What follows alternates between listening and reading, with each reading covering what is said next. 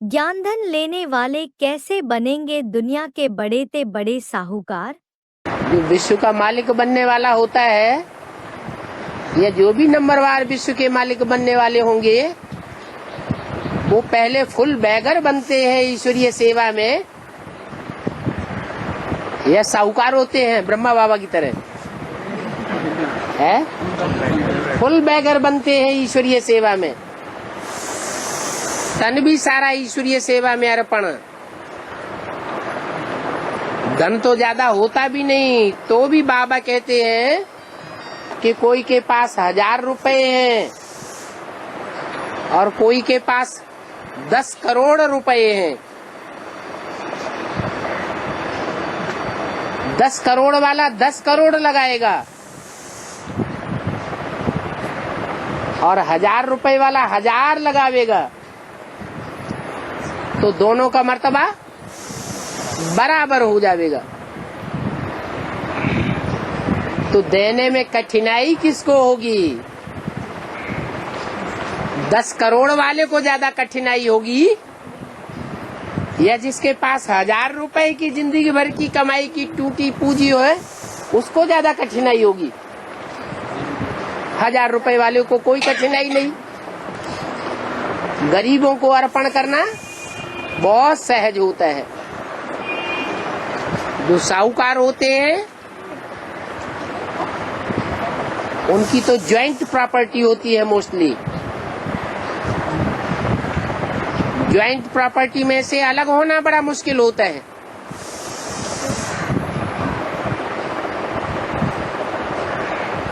तो बताया कि बाप तो गरीब निवाज है, गरीबों को आकर के विश्व की बादशाही देते हैं। उन तथाकथित ब्रह्मा कुमार ब्राह्मणों ने समझ लिया कि बाबा ने आकर दादा लेखराज को विश्व की बादशाही दे दी, फिर तो भगवान झूठा साबित हो जाता है।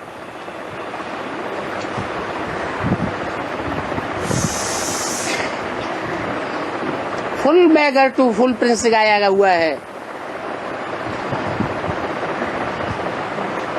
ईश्वरीय सेवा में जो विश्व कल्याण के लिए जितना हवन करते हैं, जितना स्वाहा करते हैं, जितना अर्पण में होते हैं, उनकी मन बुद्धि उतनी ही साफ दर्पण बन जाती है, बड़ा दर्पण बन जाती है। उसमें ज्ञान धन समा जाता है और जिसमें जितना अभी ज्ञान धन समाता जाएगा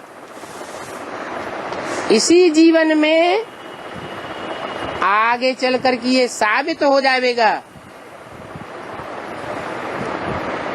कि दुनिया वाले कारखाने वालों की, बड़े बड़े धंधे धोरी करने वालों की, बड़े बड़े ऑफिसरों की, बड़े बड़े मिनिस्टरों की उतनी महिमा नहीं करेंगे, आईजान नहीं करेंगे जितना ज्ञान रतन वालों की आईजान करेंगे। बाप ने बोला हुआ है सब धंधों में है नुकसान सिवाय एक ईश्वरीय धंधे के। अभी ये प्रश्न पैदा होता है कि ये ज्ञान धन स्थूल रतन कैसे बन जाएंगे, लेकिन थोड़े ही समय के अंदर ऐसा टाइम आने वाला है कि ये प्रश्न ही नहीं रह जाएगा कि ज्ञान धन लेने वाले कैसे दुनिया के बड़े से बड़े साहूकार बन जाने वाले।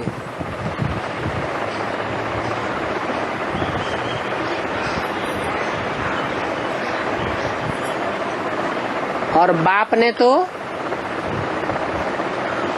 बच्चों के सामने इस दुनिया में प्रत्यक्ष होते ही 5 ईयर प्लान रख दिया। बाप कब प्रत्यक्ष हुआ है? 76-77 में आते ही 5 ईयर प्लान शुरू हो जाता है। 76 है प्रत्यक्षता वर्ष और 77 है संपूर्णता वर्ष, संपूर्ण बैगर। और 5 ईयर प्लान शुरू हो गया। 78, 79, 80, 81 और 82। 82 में 5 ईयर प्लान पूरा होता है और सैंपल के रूप में बाबा सामने रख देता है कि जो ब्राह्मण परिवार में फुल बैगर था, बैगर के पास तो कुछ भी न हो, धन पद मान मर्तबा घर कुछ भी न हो, ऐसा बैगर जो सैंपल में भी बैगर और 5 वर्ष के बाद फुल बैगर से ऐसा प्रिंस बन जाता है कि कोई के दरवाजे पर उसको जाने की दरकार नहीं होती है, भले सब उसके दरवाजे पर जाएं, लेकिन उसे कोई से भीख मांगने की दरकार नहीं होती है। बड़े बड़े ब्रह्मा कुमार ब्रह्मा कुमारी जो अपन को बहुत बड़ा ज्ञानी समझते हैं, परंतु बाप को नहीं जानते।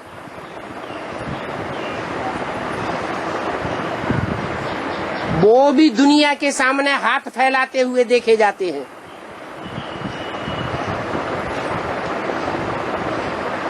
रायल रूप में भीख मांगते हुए देखे जाते हैं, परंतु बाप के ज्ञान रत्नों को धारण करने वाला बच्चा कोई से भीख मांग ही नहीं सकता। तो सैंपल सामने होते हुए भी ये प्रश्न पैदा हो जाता है, ये ज्ञान रतन स्थूल रतन कैसे बन जावेंगे?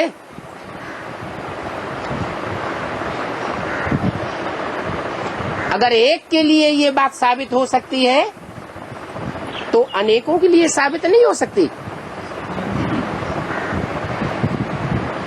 अनेकों के लिए भी साबित होने वाली है।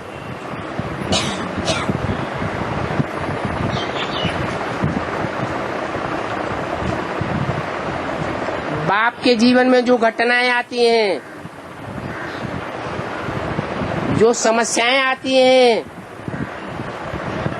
वो सारी समस्याएं माला के मणके बनने वाले नंबरवार बच्चों के सामने भी आवेंगी। उन परीक्षाओं से बच्चों को पास होना पड़ेगा, तब कहा जाएगा full beggar to full prince. इसमें अचंभे की बात ही नहीं है कि ये ईश्वरीय ज्ञान रतन स्थूल रतन कैसे बन जाएंगे।